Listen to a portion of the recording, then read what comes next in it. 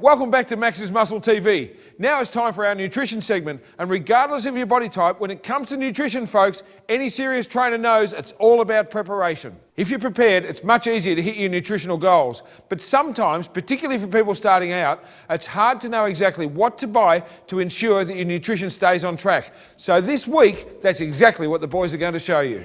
Thanks, Tony. Well, today we're with Peter Wright from Extreme Chef. How are you, Peter? Good to be here, Fred. Shopping for bodybuilders. Peter's going to talk about what we've got today. We've got a fairly big spread here of all the things that Fred would eat in his normal diet. Let's start off perhaps with the meats. So we've got a big array of proteins here. We've got some kangaroo fillets and some kangaroo sausages. Now, kangaroo, just on that, really low in sodium, low in fat, and it's just amazing. What's the fat percentage on these sausages, Peter? Less than 2%. It's good, yep. Skinless chicken, chicken breast, or the white meat. We've got skinless salmon, which is a centre cut from the salmon fillet. We've got a new cutout, which is a pork steak, very lean, no visible fat, kangaroo mince, and we've got normal mince there, which is the Heart Smart mince. Now you can see in there the difference in the colour. That's really red.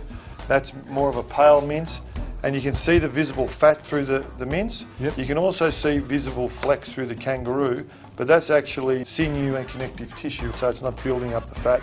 You make a bolognese sauce out of it, chow mein, anything that you would use mince for. That actually cooks up pretty well. The rump steak, trim all that white fat off. Definitely. Before you start cooking. So the amount of fat is important. The kangaroo meat's very, very lean. The pork is very, very lean. And some of the beef cuts are very, very lean.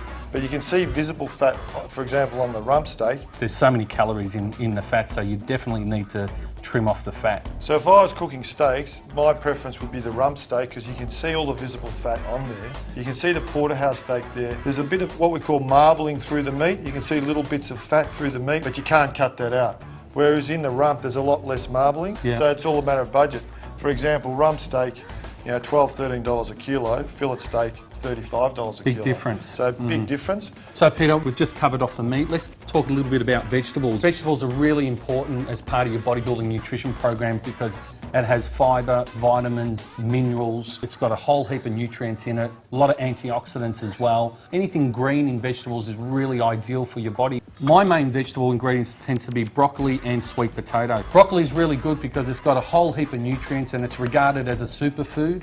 Zucchini is another good one as well. Avocado, great for fats, omega-3, 6 and 9s. Very, very good to eat. I agree. Avocado, a real staple part of any bodybuilder's diet, folks. A lot of watery based vegetables I tend to go for. Frozen vegetables are okay as well. Stay away from tinned vegetables.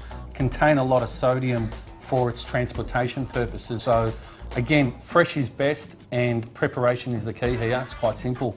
Nuts, buy in bulk. Nuts, folks, really good for fats and things like that.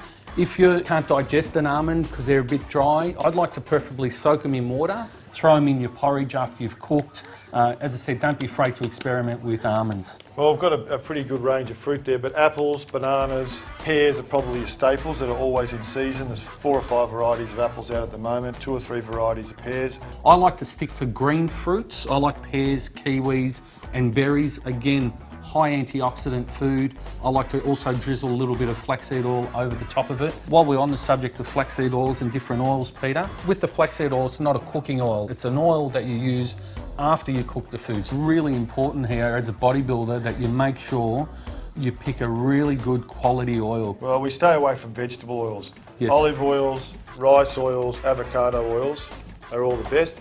We've got an avocado oil there, and we've also got the spray oil. If you're cooking and you just want a light coating on your pan, just a spray of that, and it really controls the amount of fat. Cook in a non-stick fry pan, spray a little bit of oil, as Peter says, and just let the meat do its work for you, because it's really important here. So less is more. We've got a whole lot of different fish. Now, you eat a lot of tinned tuna, preferably the tuna in spring water, not the tuna in oil. That's right. Tuna's staple bodybuilding food.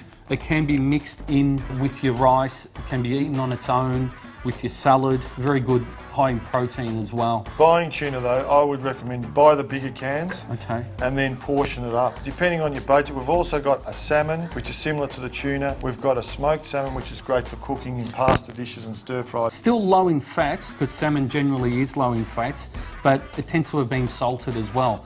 But For a price-sensitive bodybuilder, this is another good option. You could mix this in brown rice and your wholemeal pasta and things like that. You know, you've got all your takeaway containers. Keep it all fresh. Keep it in the fridge. You can buy containers with compartments in. You know, you have your salmon in one part, your salad in the other, or your tuna, your potatoes in another. Good for taking to work with you. If you're cooking in bulk, you can plan your meals for the next 24 hours. Look for microwave safe if you're going to heat up food. Great for heating up your porridge and things like that if you've already pre-cooked it.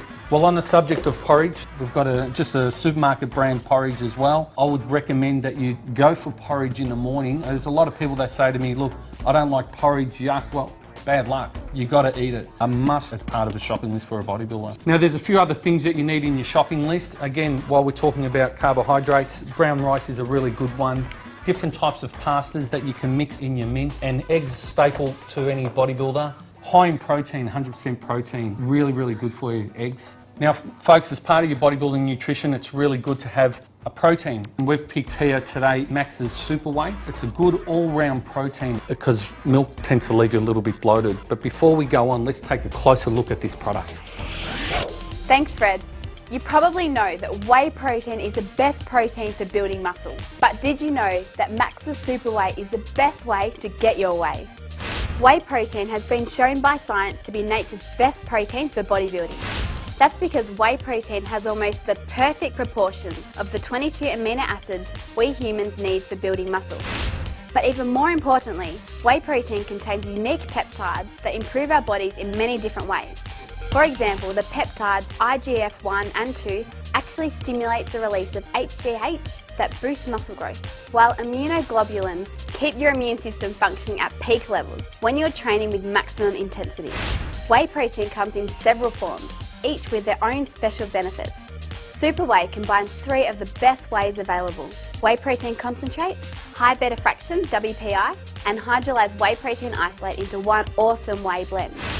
Super Whey is recommended for bodybuilders at any level and is a great all-round protein for any serious or recreational athlete.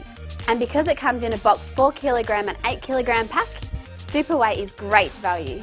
You can get Max's Super Whey from gyms and health food stores where good supplements are sold. See you next time. Back to you, Fred.